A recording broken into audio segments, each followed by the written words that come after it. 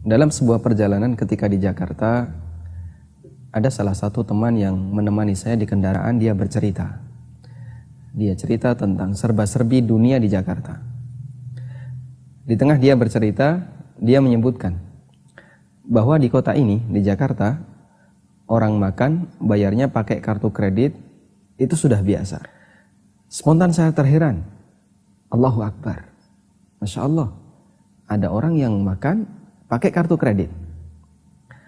Anda warga Jakarta, atau yang tinggal di kota-kota besar, atau Anda yang sudah terbiasa menggunakan kartu kredit, mungkin ini sesuatu yang biasa bagi Anda, makan dengan menggunakan kartu kredit.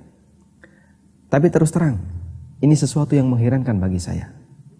Anda boleh bilang saya katrok, Anda boleh bilang saya orang desa, tidak pernah mendengar ada ceritanya orang makan pakai kartu kredit.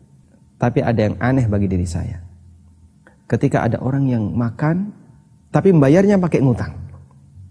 Dan ini pertama kali saya mendengarnya di zaman ini. Semiskin inikah penduduk Indonesia? Separah inikah kondisi ekonomi masyarakat Indonesia? Untuk hanya bisa makan, dia harus utang. Kalau mungkin ini terjadi ketika zaman penjajahan Jepang, atau zaman ketika masyarakat Indonesia masih miskin, atau zaman PKI, mungkin kita bisa memaklumi. Tapi ini di zaman Indonesia pasca pembangunan, di saat banyak orang yang sudah memiliki banyak penghasilan. Sehingga tidak salah jika kemudian saya memiliki sedikit dugaan. Jika makan saja mereka ngutang, maka bisa jadi semua yang ada pada dirinya adalah hasil utangan. Rumahnya hasil utang, kendaraannya hasil utang, HP-nya hasil utang, perabotannya hasil utang, semua yang ada di kanan kirinya adalah hasil utang. Manusia yang hidup berlambang dengan kredit. Apa yang bisa Anda banggakan ketika rumah Anda adalah hasil utang? Apa yang bisa Anda banggakan ketika kendaraan Anda adalah hasil utang? Apa yang bisa menjadi kebanggaan seseorang ketika ternyata seisi rumahnya adalah hasil ngutang? Seharusnya kita berpikir, berikan kenyamanan bagi diri kita. Jangan bebani diri kita dengan utang. Karena utang dalam Islam itu menakutkan.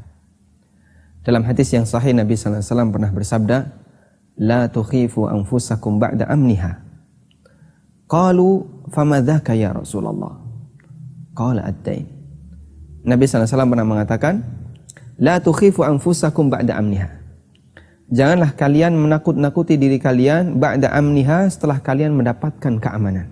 Maka para sahabat bertanya, ya Rasulullah, apa yang Anda maksud? Menakut-nakuti diri itu seperti apa? Kata Nabi SAW, ad-dain. Yang aku maksud adalah utang. Hadis riwayat Ahmad.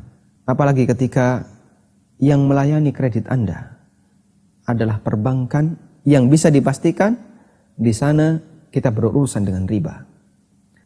Anda tidak perlu malu terlihat miskin, tapi malulah Anda ketika Anda berpura-pura kaya dengan cara riba.